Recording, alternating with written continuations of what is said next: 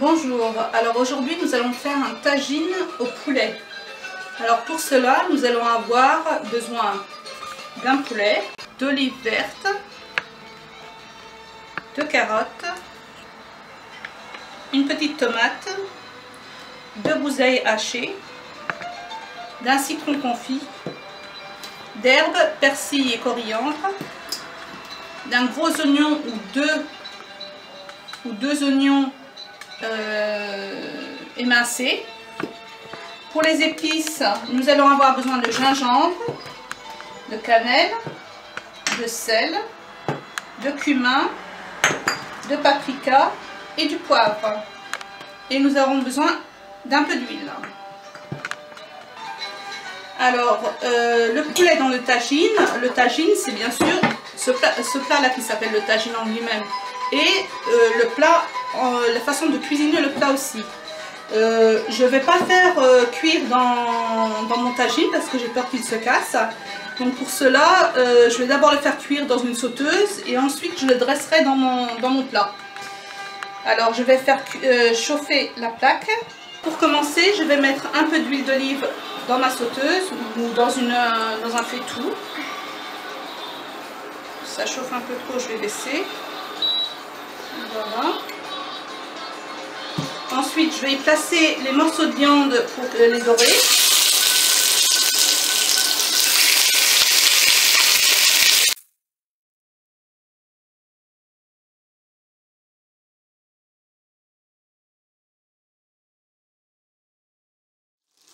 Alors à ce niveau-là, je retire les morceaux et je vais y mettre les oignons, l'ail. Et je vais laisser revenir un petit peu. Et ce qui est le plus important, c'est vraiment ce qu'il y a au fond, les sucres qu'il y a au fond, qui font toute la différence avec les autres tagines que j'ai pu voir.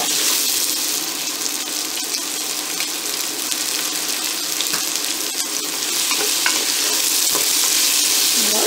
Les sucres qui sont collés au fond, c'est vraiment ça qui donne le goût. Le vrai bon goût au tagine. Après, chaque personne a sa manière de faire, je dirais pas. Hein. On va laisser revenir un petit peu les oignons. Pas besoin de les caraméliser ou de les faire dorer, c'est juste de faire un peu revenir avec les sucres.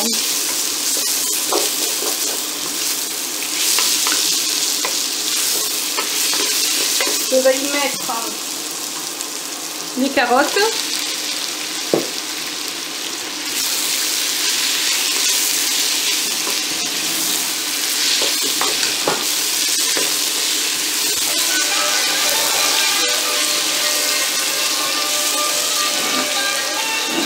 je vais y mettre la tomate, les herbes, je vais y mettre seulement la moitié. Et je vais commencer à y mettre les épices. Alors les épices, on a dit encore, on a dit le gingembre. Alors je vais y mettre les petites cuillères, ça doit être, je crois, la mesure de une demi-cuillère à café ou même pas, on va dire un quart de cuillère à café. De gingembre. Je vais y mettre la même quantité de cannelle.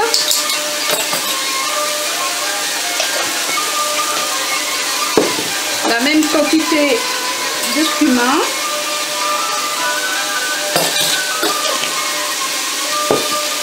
Là par contre, le paprika, je vais y mettre une demi-cuillère. La mesure qui est au-dessus, une demi-cuillère. Je vais y mettre le poivre.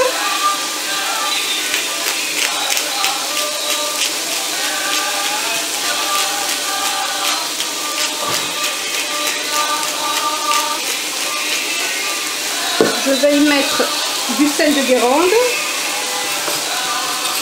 Là aussi,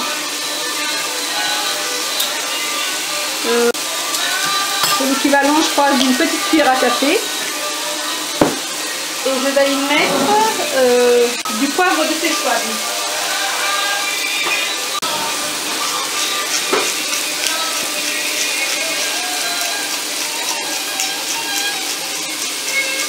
Voilà, une fois que les légumes sont bien revenus, on va y remettre la viande.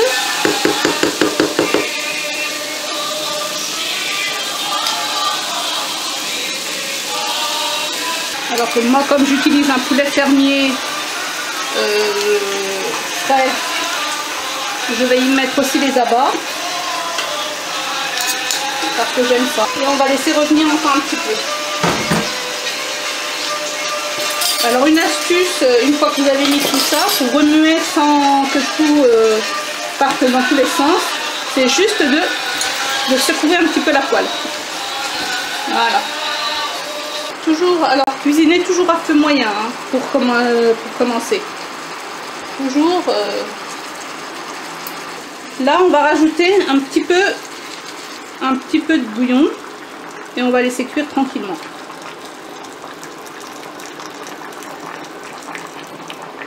Là j'ai mis un petit peu l'équivalent d'un 500 ml. Une fois qu'on a mis bien tous nos ingrédients et le bouillon, on va laisser cuire tranquillement. On va couvrir et laisser cuire pendant 45 minutes.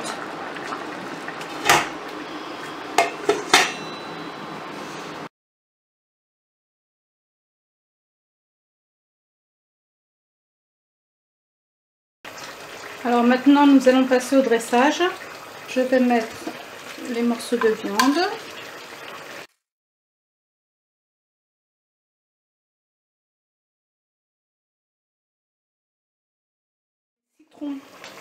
Le citron confit, je l'ai coupé en morceaux et je l'ai mis à 15 minutes avant d'éteindre la marmite, ainsi que les olives.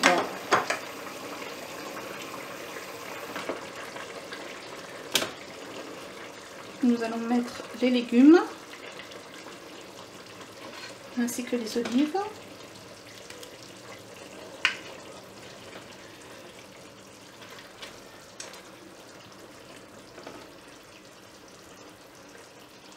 Voilà.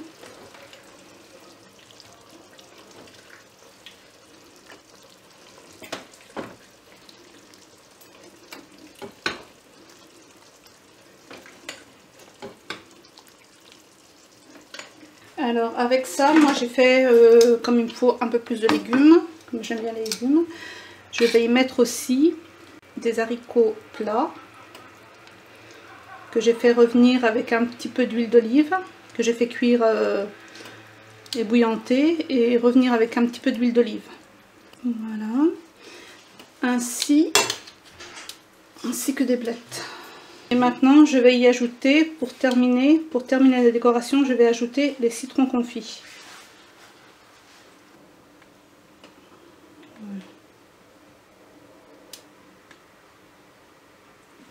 Tagine de poulet, citron, olive et légumes.